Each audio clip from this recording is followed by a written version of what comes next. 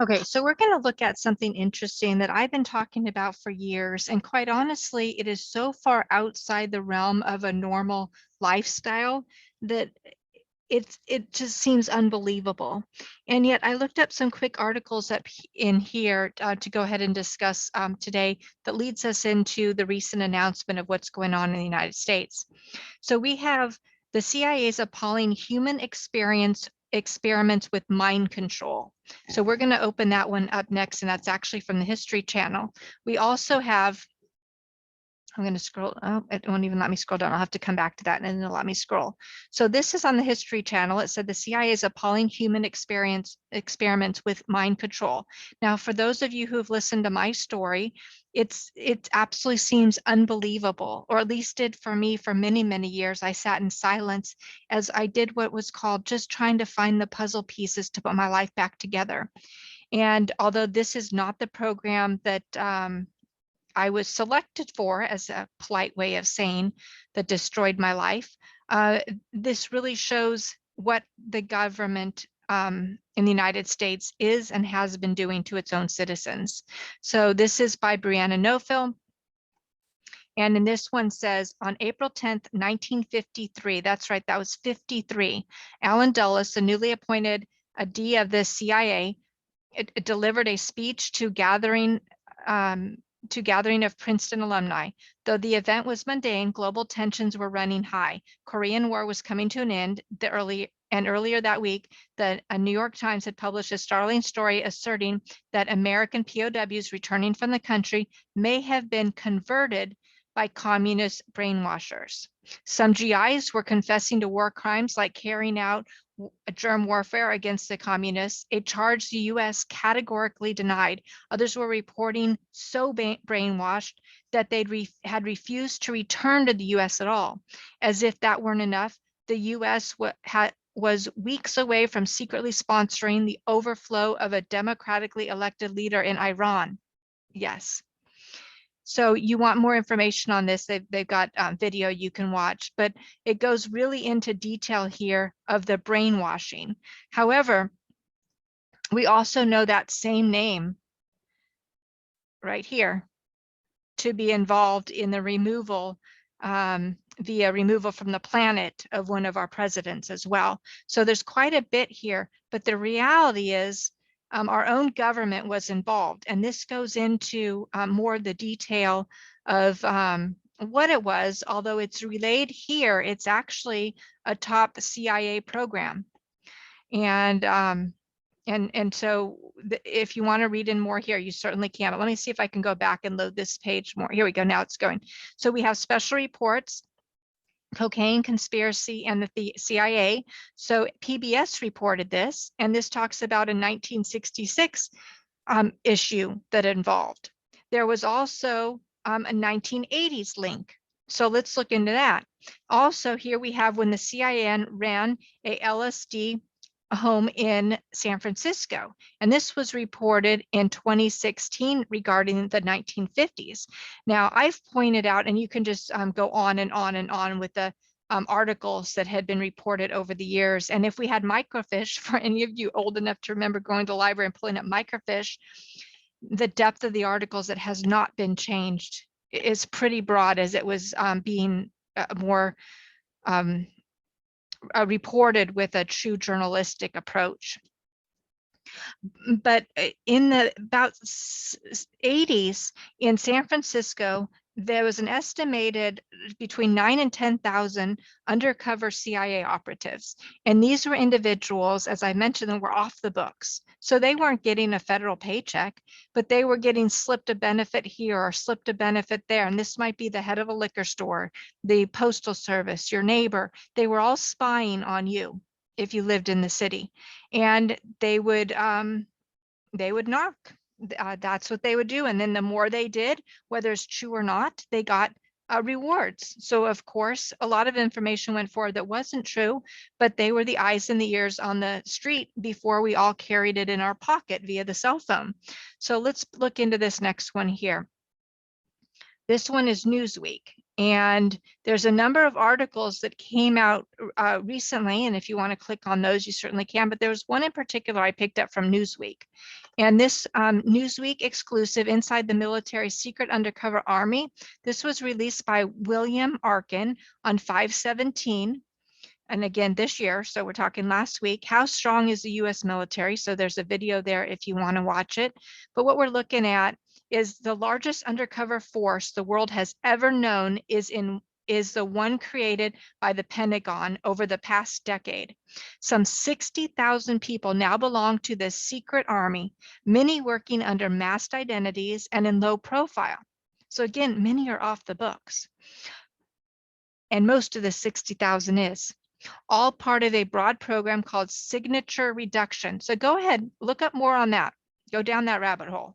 The force, more than 10 times the size of the clandestine elements of the CIA, carries out domestic and foreign assignments, both in military uniforms and under civilian cover. Now, over the years, we've seen different individuals that have been picked up in countries that said that they picked them up because they were American spies. Were they? Were they not? Often they are.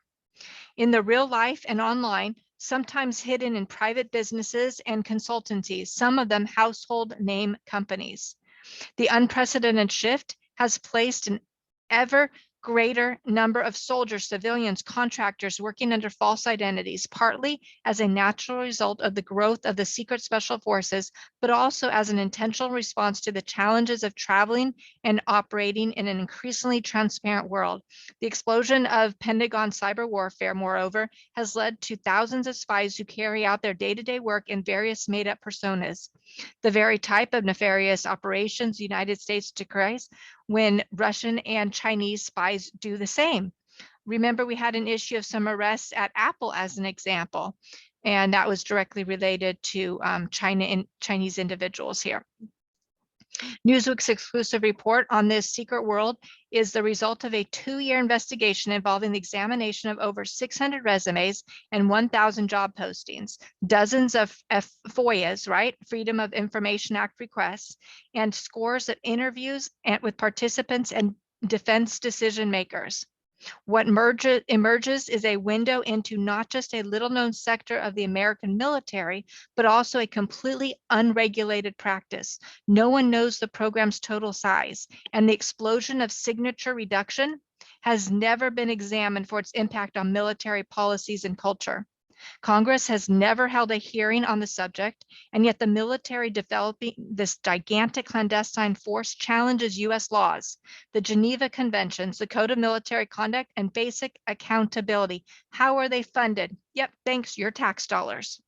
The signature reduction effort engages some 130 private companies to administer the new clandestine world. Dozens of little-known and secret government organizations support the program, doling out classified contracts and overseeing publicly acknowledged operations. Hey, can you name a few?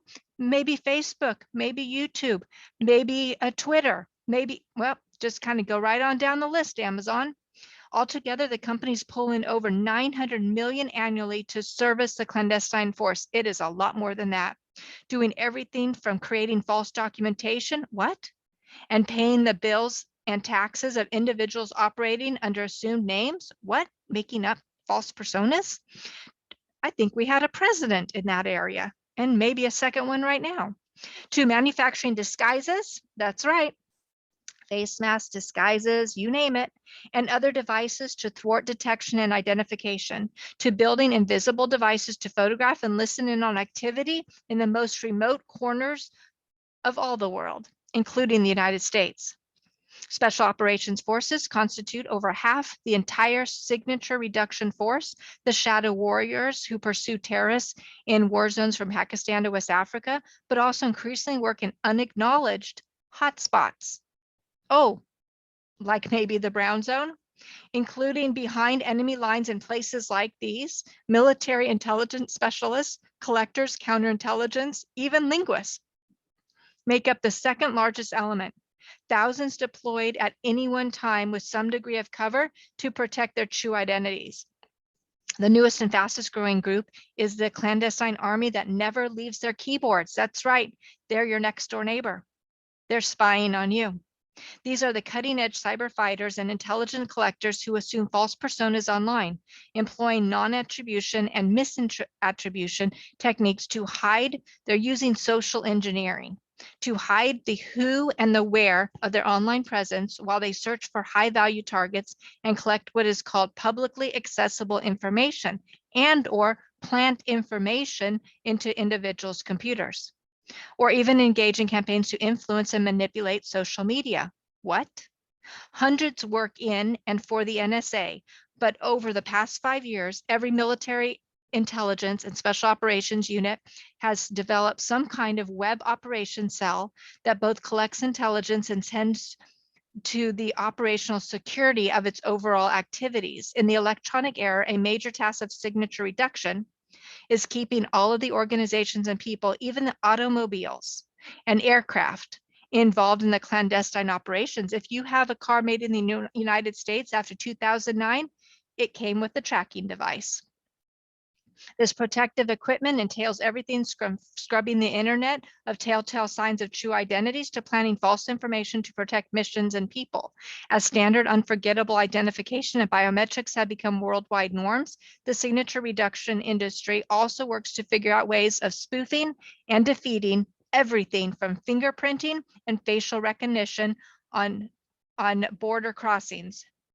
Spoofing, keyword, if you don't know, look it up, to ensuring that undercover operatives can enter and operate in the US, manipulating official records to ensure that false identities match up. Yep, spying on their own citizens on our own soil. Just as the biometrics and real ID. Oh, did anybody have unemployment last year and were required by their state to go to a third party, non-government entity that if you looked into it, it had just been propped up. It had no true backing before this. They don't have the way to manage or protect your data. And oh, by the way, in most cases, their major investors were the politicians themselves. Real ID. DMV sells your information. A lot of data points there.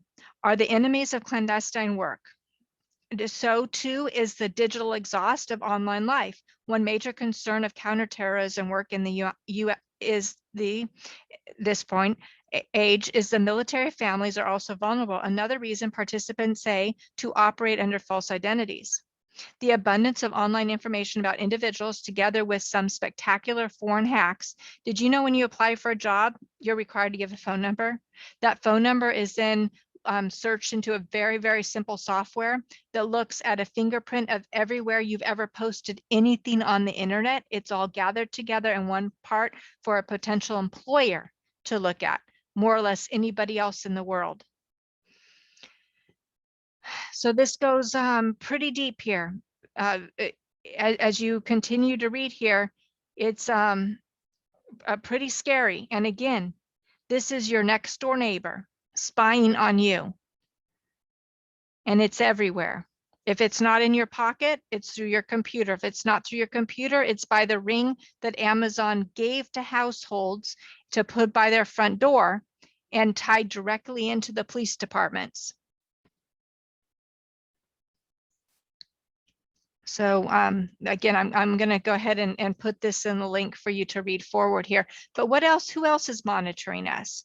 So we have USPS uses facial recognition and other high-tech tools to monitor social media.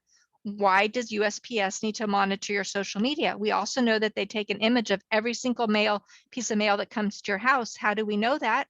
Because they will send you a copy of it. They got caught, so they decided we'll send you a copy, but they still keep all that information. USPS runs covert program monitoring American social media. Report the law enforcement arm of the USPS. Yep, law enforcement is running ICOP, a covert program that tracks Americans' social media posts.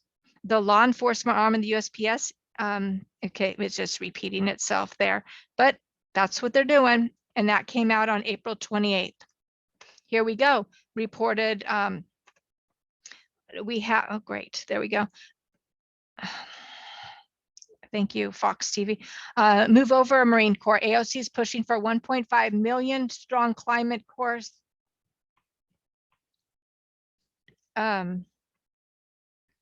Representative AOC and other progressive lawmakers are calling for the creation of 1.5 million strong group of civilians to work on federally funded projects addressing climate change as part of their sweeping Green New Deal legislation. Members of the Civilian Climate Corps would receive on-the-job training and work within the community.